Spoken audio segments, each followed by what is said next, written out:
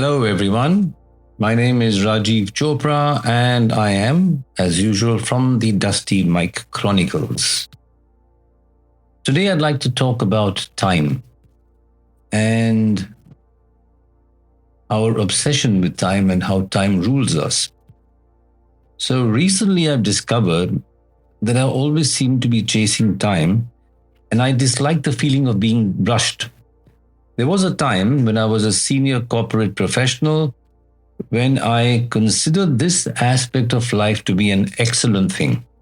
I was always busy, rushing from meeting to meeting, from telephone call to telephone call, and from video conference to video conference. That was life. Rush, rush, rush. In fact, when I went to Morristown, New Jersey, to our global headquarters for our over the counter medicine business, one of the ladies there told me that if you aren't in a meeting, then you aren't important. So I said, when do you work? And she says, the meetings normally finish at about 5, and that's when we start working. All right. So back to me. And always when someone asked to meet me, I always gave them less time than they required, claiming I was about to be late for a meeting. And I always gave them dates that some of them considered to be too late. Busyness, or the pretense or the image of being busy, was a front, a way to demonstrate my importance to everyone else. And the covert message was, I am always in demand, which actually, now that I think of it, is actually a lump or a bunch of bullshit. My assistant, God bless her soul, she's still alive, but still anyway, always searched for empty slots in my calendar. She seemed to think that it was critical to follow Einstein's dictum or statement that God abhors a vacuum. So when she found an empty spot in my calendar, she filled it with a meeting and sometimes left me no time to eat my lunch or to respond to emails or to sit back and think and just unwind. And finally, one day I had to tell her to just slow down and to leave some spare time for me. Thinking time, me time is critical. And when you rush from place to place, you don't give yourself the time to calm down or to lower your blood pressure. And you don't give yourself the time to relax, breathe, have a glass of rum and do some proper work. Nor do you give yourself time in your personal life to read, watch TV, spend time with your hobbies, and spend time with your family. I remember many years ago, I liked a song called Cats in the Cradle, an absolutely fantastic song by Henry Chapin. I presume I've pronounced his name correctly. And I always like the tune or the melody of the song. But a few days back, I listened to the song a few times in succession, and I kept focusing on the lyrics. And then last night, I watched a YouTube recording of the song with the lyrics, and the lyrics are profound in a way. The song, a father sings a song talking about how his son grew up and his son idolized him and his son wanted to be like him. But he did not ever have the time for his son.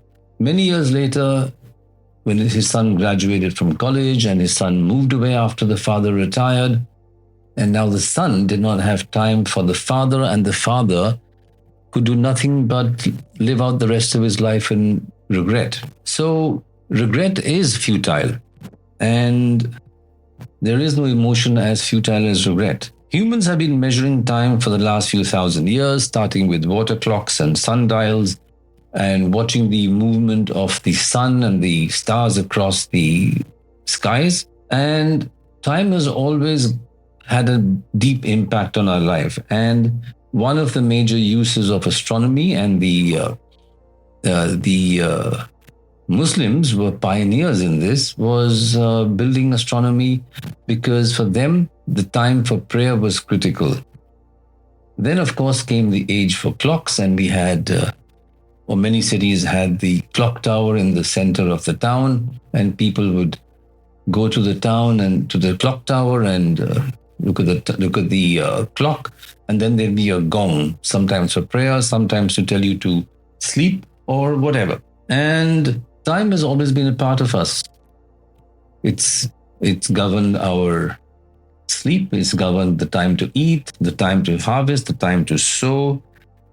Yet, until the advent of the portable wristwatch and the Industrial Revolution, time did not grasp us by the throat as firmly as it does today.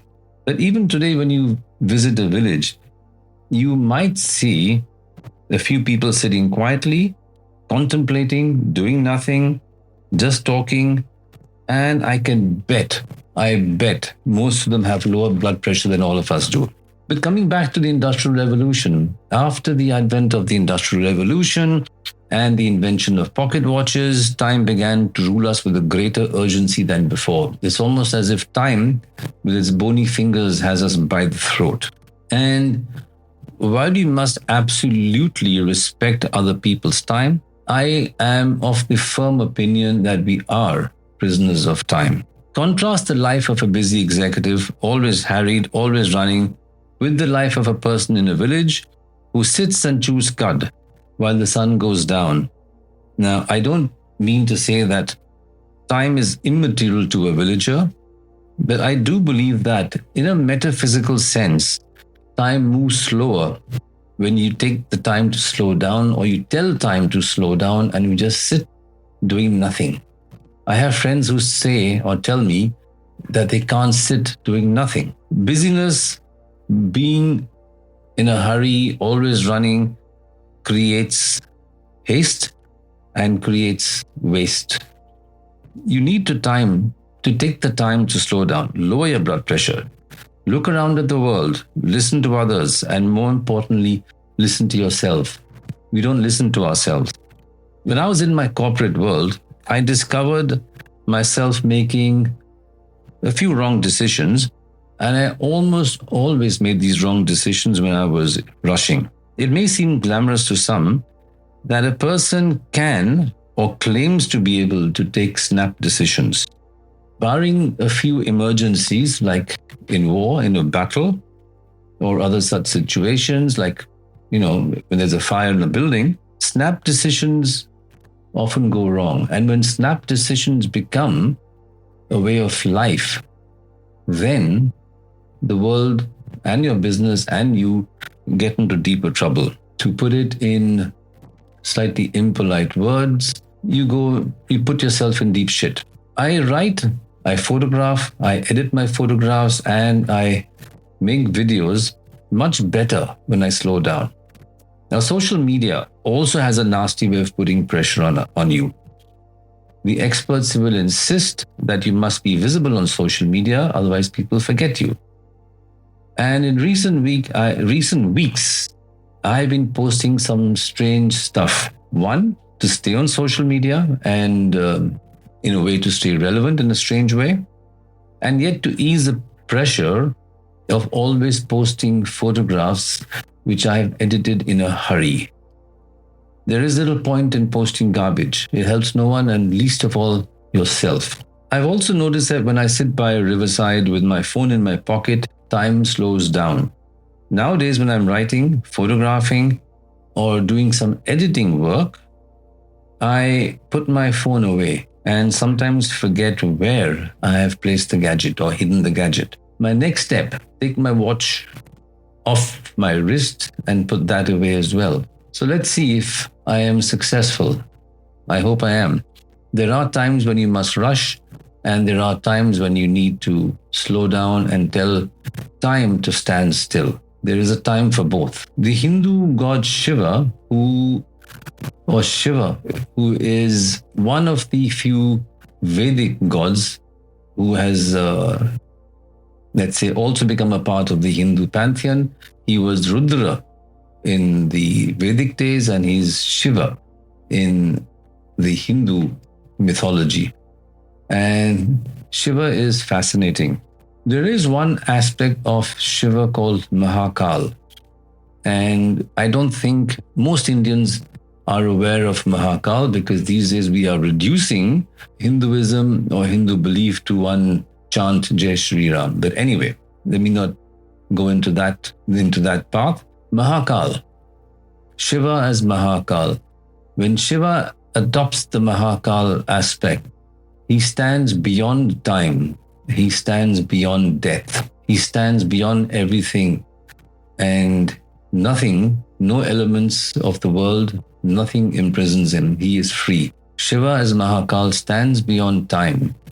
Shiva as Mahakal stands beyond death. And as I end this episode, I'd like you to hold an image of Shiva as Mahakal in your mind. If you don't have one available, do a Google search for a few images and then hold that image in your mind.